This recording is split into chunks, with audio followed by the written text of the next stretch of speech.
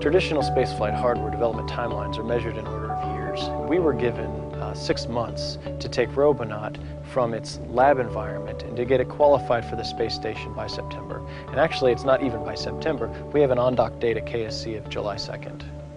Robonaut was designed to be a human assistant, just kind of the same way a nurse would be to a doctor in an operating room. So you can think of Robonaut as helping a human worker set up a work site, tear down a work site, hand them a tool, please hold this for a while. And so we want to use Robonaut in the same exact way in the space station and help the crew out in a lot of those same types of capacities. We're interested in showcasing the technologies that comprise Robonaut. And chief among those is the dexterity that Robonaut possesses. And so what we'd like to demonstrate with that is Robonaut's ability to utilize the same connectors, the same tools, and do the same sorts of tasks that the astronauts can do on the space station in a way to aid them. So we're going to control Robonaut on the space station using a space station laptop. And the ground controllers here on the ground are going to be logged into that laptop, issuing commands to the robot to perform its activities. One of the main challenges that we faced getting Robonaut to fly on the International Space Station has been taking a fully developed piece of prototype hardware and getting it qualified to meet the rigors of spaceflight.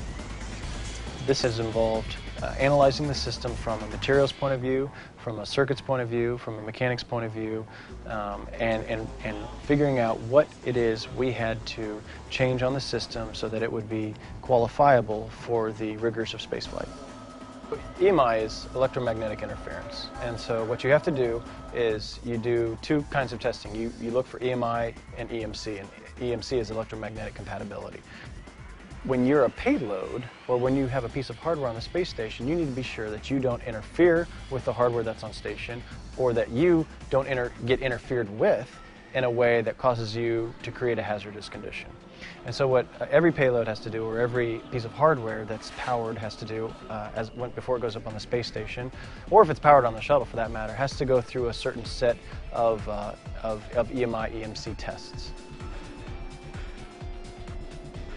One of the tests we have to perform when getting the robot ready for the rigors of spaceflight is simulating, in a very real sense, the vibration environment of a shuttle flight. And this involves mounting Robonaut in its cargo carrier on a vibration table and shaking it in a way that would simulate launch.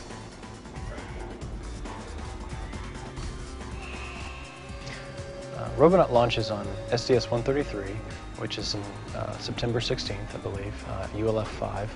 And our idea for Robonaut is to initially get it up on the space station and have it prove out a lot of the same sort of tasks we've been doing here on the ground. It's going to be in a stationary format. The robot's going to be hard mounted with a stanchion to a seat track assembly, and so the robot's going to be set up by the astronauts and perform its task, be torn down and stored. So the robot was designed in a very modular way. So you can replace an arm, you can replace a hand, you can replace a limb, you can replace a head. And so this affords us the opportunity to fly up individual pieces or individual parts of the robot that are approved for its next stages in life. For example, we could fly up an arm or a set of arms that are EVA arms. We could fly up a body that's an EVA body. And so we can replace the robot over time to make it meet the rigors of an EVA environment. Our second stage of the robot's life on the space station is going to involve a mobility package, which is going to involve a leg that it can use to move around the space station.